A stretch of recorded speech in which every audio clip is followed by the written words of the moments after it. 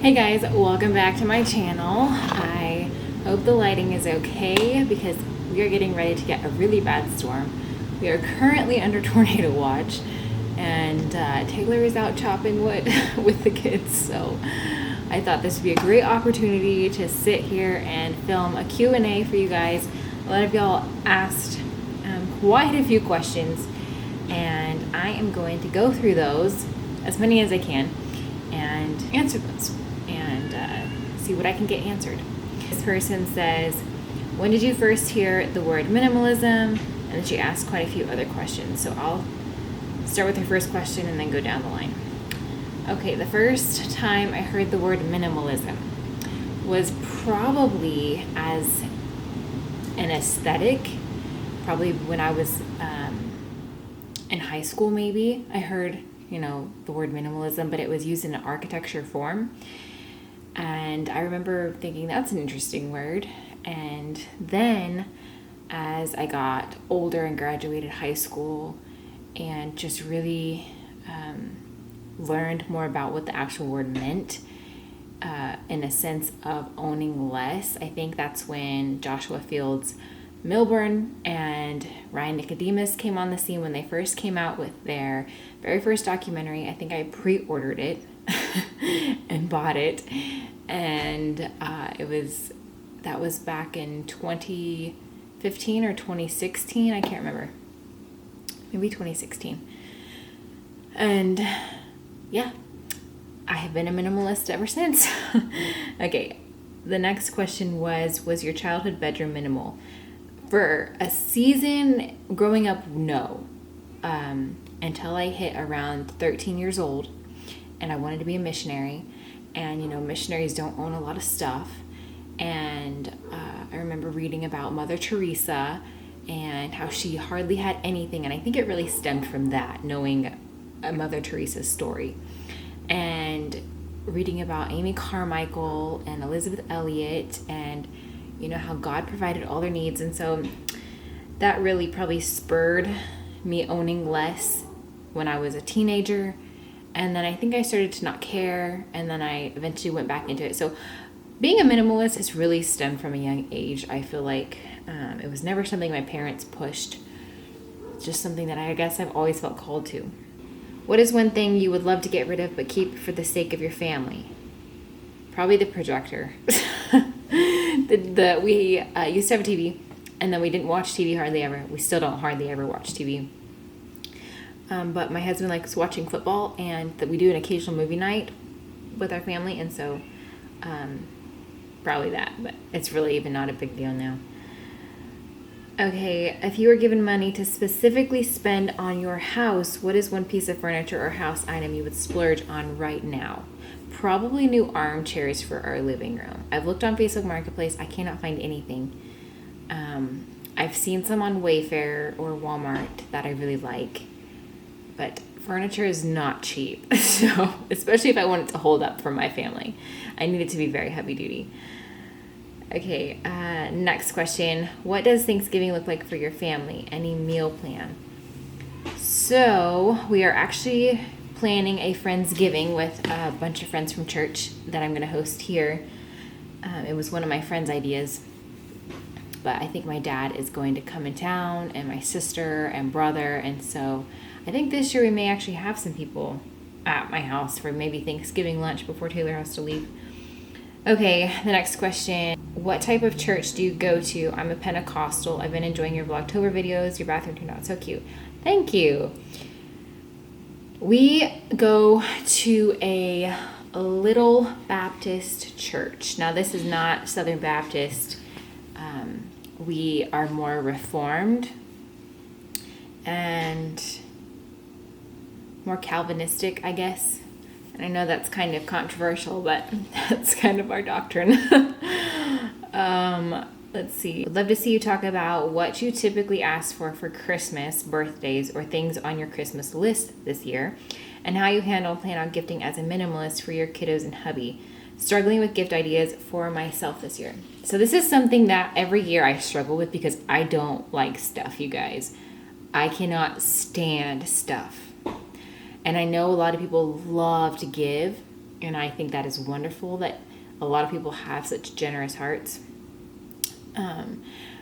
But I truly, I don't like stuff. I don't. And sometimes I regift things. If someone gives me something and I don't have any use for it, I will regift it. But this year, I've gotten the question several times, what are you asking for Christmas? Which is so interesting because I'm a minimalist. And it's like, I don't know what I'm asking for Christmas, to be honest. I like consumable things. I don't like things that I've got to keep around the house, because then it's not going to stay around my house. I don't like getting clothes. I don't like getting blankets. I don't like getting tchotchke things that are just knick-knacky, and I'm going to get rid of them for sure. And I'm not saying this to be mean. I'm just being truly honest. I really like non-toxic candles because you can burn those and then you can just recycle the jar. I really like a good quality dark chocolate. But honestly, this year I'm really even pondering if I want anything for Christmas. Maybe a new linen dress, because I wear these all the time. And maybe a linen dress with sleeves. I don't really know. But then again, I'm like, I would much rather do something better with the money that was spent on me than buy stuff. So I don't know. I just, it's such a hard question. But if I do come up with anything, I will let you know. I think consumable gifts are always great if you are on a minimalist journey. What is that noise? Maybe the storm's getting ready to roll in. I don't know. Consumable gifts are great. Things that you can use up. Gift cards, I think, are really great for a minimalist. Or experiences. Things that you can use up, or have someone donate money to a charity or a missionary in your church. I think there's so many other ways that we can give than just buying stuff. You know what I mean? Okay, and for my birthday, same, I don't know. Sometimes I will think of something for my kitchen that needs to be replaced, and I'm like, oh, a new mixing bowl, and then I do the 1 in, 1 out rule, and that I've done that too. For the kids, I don't keep it super minimal with the kids. It's Christmas. I want them to grow up experiencing Christmas. I don't go all out. I really like the, something they need, something they want, something to read, something to eat, something fun. That little saying that they say. I kind of go off of that for them. Okay, let's see. Next questions. How long are we? We're already at 10 minutes. Books I'll never declutter as a minimalist. The Bible. And I really love the book by, darn it, what's his name? You know what? I'm going to go get it. Okay. Books I will never declutter. Although I really like books, guys. So I don't declutter a lot unless it's something I know for sure I will not read. Although I do need to get a library card for our new town. Although I do need to change my driver's license and do that so then I can start checking books out at the library. This is a really beat up book. The Rare Jewel of Christian Contentment by Jeremiah Burroughs. This is a Puritan paperback. I love this book. This was like jaw dropping for me. Like provoking thoughts that I've never thought of or conceived in my head of any sort. And this is written in I think, is it the 1600s? Yeah.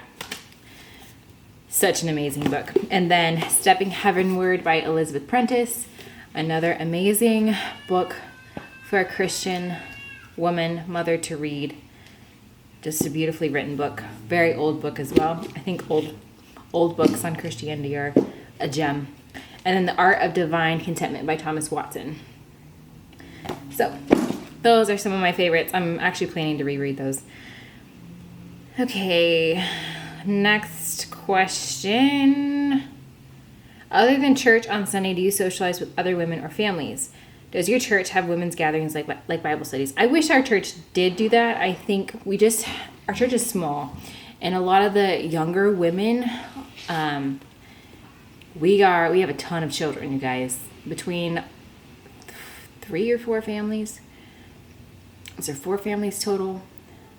and we all have like 4 or 5 kids. So to do a Bible study would require someone to do childcare, and I think it would just be a lot. I think eventually they would like to get into something like that, but we just aren't there yet, because for a long time our church did not have a lot of young families, and now that there are and it's growing, I think some things like that would change. I'm not sure yet. Do I socialize with other women or families?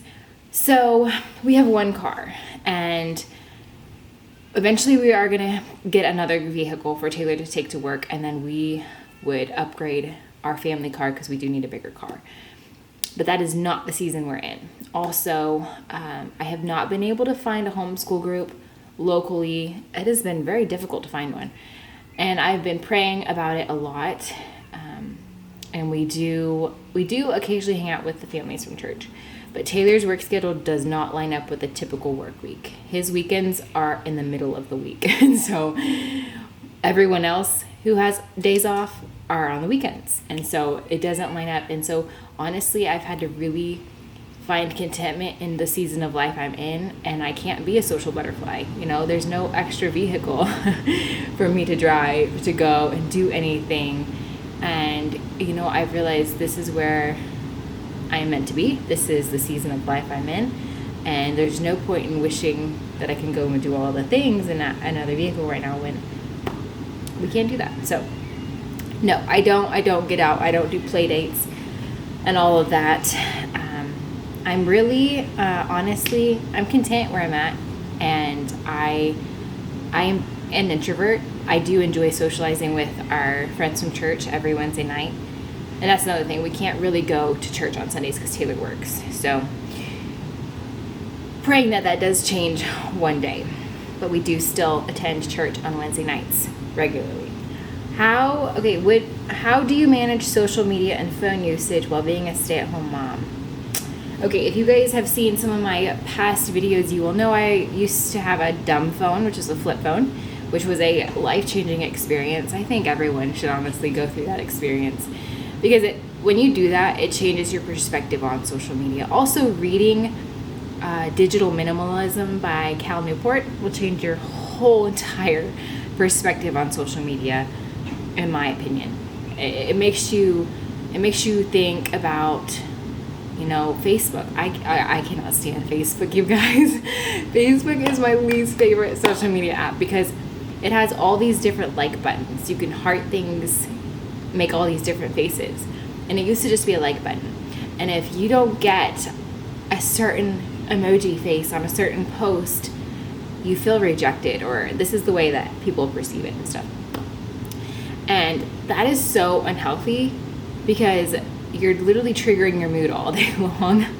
And I think Facebook is very like touchy-feely, and it's too personal in so many different aspects. Also, there's another book by Jaron Lanier. The language that he uses is not appropriate in the sense of like cursing and stuff, but the perspective he talks about is so good. So good. So Taylor and I share a Facebook account. He hardly ever gets on it. I use it for Facebook Marketplace sometimes, or to check. Our church puts all their information out on that, and so I check it occasionally, but after that I usually delete it. I'm always deleting that app off my phone, especially Instagram. I have been like off Instagram for maybe 4 weeks, and I don't want to get back on it. I didn't delete the account because I don't know if ever I want to get back on it. And I used to be off social media for an entire year. This topic is very long. Sorry, guys. I used to be off of social media for an entire year, and then I got it back. And then I got back into the routine of being on my phone all the time and being snippy with my kids and stuff like that. And I was like, why am I doing this to myself? Because it's designed to keep you on your phone. Apple has created all these things. Instagram has created all these things. Mark Zuckerberg has created all these ways and tactics to keep you engaged with your phone, and I really don't like that. So I don't have Instagram right now. Facebook got deleted off my phone again. So for me to remain a pretty streamlined mood throughout the day. I don't have social media on my phone, and I very rarely check it. So I just delete the apps off of it, and I feel better overall when I don't have social media. The rest of her comment was, I know for a while you'd gotten rid of your smartphone. I'm finding social media overwhelming lately and notice my mood isn't great after being on it. Yes, there's a reason for that. Yeah, I know what you're talking about. I feel so much more impatient with my toddler after spending time on Instagram, even as I pared down who I follow. Yeah, that's why I got off of it, because I had pared my who I was following down to like 45 people, and still I was like, why am I doing this to myself? Because it's a comparison trap. You're comparing your life to someone else's life. The people that you really idolize, you compare yourselves to, and if your life doesn't match up to theirs, then you're upset about it or you're depressed about it. And so I'm like, why am I doing this to myself? I need to be content with my life. So these platforms need to go, because I need to find contentment and joy with what I have been given, and I'm so blessed. So I don't know why I'm doing this to myself. Okay, I pared down who I follow. Do you ever feel that way? Yes. I've thought about just deleting all socials besides YouTube. Would love to hear other moms' perspectives and ideas on how they manage it all. Yes. I hope that helps. I hope that answers it, because I know I relate totally to this comment, and it is real. You're not alone in that. Okay, let's see. The next question. How do kids keepsake items? Do you have a baby box for each kid? I do. It's actually a paper mache material photo box from Hobby Lobby. Each of my kids have one, and Taylor and I share one. And that's where all of their baby sonogram pictures, hospital bracelets from the kids that I had at the hospital, their very first baby blanket, just little stuff like that. And that's my boundary for it for right now. Have you looked into the Trim Healthy Mama diet? I haven't looked into it, but I've heard so much about it. And I think it is interesting. I haven't done much research on it. Okay, questions. What is one item in your home you want to declutter but for some reason can't? So the first question I got was the same one. So I said the TV. So the second one, honestly, I don't really know what's left to declutter. Honestly, we don't keep a lot. We do not have a lot of stuff. I've contemplated our dresser. Even Taylor didn't care. He was like, we have other storage options in our house for clothing. I've contemplated the dresser, but we'll see. We'll see if that happens. What's your favorite memory you have as a family? Probably when we lived at Scott Air Force Base in Illinois when Taylor was in the military. I miss our home there. I miss how it was simple, because when you're in the military, life is just different. I'm not wishing for that life again, but we had so many wonderful memories, and my littles, that was as little as they ever were gonna be, and I had 3 under 3 there, and it was just, we had a lot of great friends there too. Does it ever get overwhelming having a homestead and a bigger home than what you're used to? Oh yes. I cannot tell you how many hard days I had getting used to the fact that there is so much dirt. Like when you live out in the country and you have outdoor kids, there's dirt everywhere. Your couch will be ruined. Your rug will be ruined. And you have to be okay with it. And you just have to clean it and move on with your life. But there's dirt everywhere. And honestly, I've come to the terms of that. And, having a homestead, there are a lot more responsibilities. Although I'm really thankful my oldest is almost 6. And he has definitely taken on several different chores himself. And he does them really well. And he does them very happily. And I think that's how it's going to be the older my kids get. I can't imagine doing this with younger kids. That would be very difficult, because then it would be like I'm toting around 4 little itty bitty kids and doing all the other things by myself. Although Taylor does quite a bit when he has off days and when he's home from work. But yes, at first it is. We are definitely getting to a point now where it is maintainable. And, we do have a milk cow on our list to get in the future. And I know that that's going to be another responsibility, and Noble has already claimed that he's going to milk the cow. And that's great, because I totally believe a 6-year-old can milk a cow. And so there's going to be a lot more responsibilities in the future, but so far we're taking one thing at a time, and that has been helping us, grasp it all and learn and do it and not overwhelm ourselves completely. But yes, at first you have like the fantasy of it. Oh my goodness, we have a homestead, we have chickens, we're doing the things. And then you reach the reality point where you're like, oh my goodness, this is so hard. And then you get past that and you're like, okay, I grew a new layer. I'm toughening up my skin in this area. It's like you're building resilience to your lifestyle, and I think we will always be doing that as we live out in the country and doing that. Okay, next question. How do you like country living versus suburbia? Do you get nervous at all without neighbors? So we actually do have a couple of neighbors. They're just on the other side of us, and we have like a fence and everything, but we're not in a neighborhood. So out in the country, sometimes you could have like different houses, but we are on 9 acres, and we are, out in the country. There's like farm fields behind us and everything. And so we're not like strictly no neighbors, but we are not in a neighborhood, and we aren't in suburbia at all. We live in a very small town. And so I love it. Taylor and I were literally just looking at old videos and photos of when we lived in a suburban area. And there's no place for your kids to ride bikes without worrying about cars, for your kids to go in the backyard and be as loud as they want. A backyard is great. You can start there. But whenever you get the itch for country living, the backyard is not enough. Especially when you're raising kids outdoors.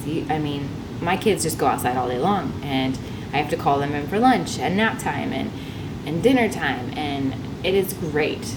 And we have a fence all around our property, and so it has been absolutely wonderful, and I will not go back, Lord willing, to suburban life.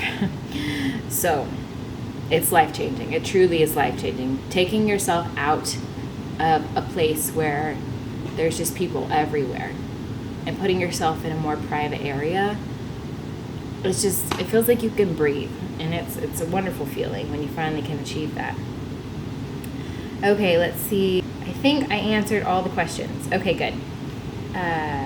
Okay, I think I did. I hope I did. All right, you guys. Well, I hope you enjoyed this Q&A. Thank you guys all for your wonderful questions, and hopefully this video is not going to be super long. It is now starting to rain, so I am going to go ahead and turn the camera off and go see what everyone's doing so we can get everyone inside. Anyway, I hope you guys enjoyed, and I will see you next time.